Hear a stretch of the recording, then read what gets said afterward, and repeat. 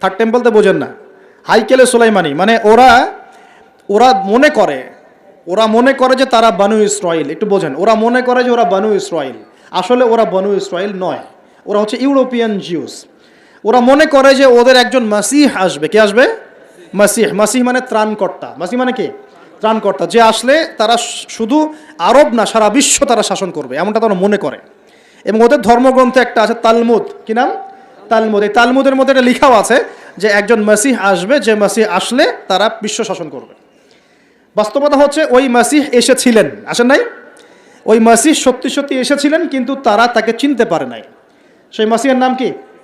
নবী ঈসা আলাইহিস সালাম। আমরা বলি না মাসিহ ইবনে মারইয়াম, আমরা বলি না ঈসা আলাইহিস সালামকে আল্লাহর মাসিহ না, ত্রাণকর্তা। তো ঈসা আলাইহিস সালামকে তারা চিনতে ব্যর্থ হয়েছে এবং তাকে তারা হত্যারও চেষ্টা করেছিল, কিন্তু আল্লাহ রাব্বুল আলামিন তাকে উঠিয়ে নিয়েছেন কোথায়? আল্লাহর কাছে।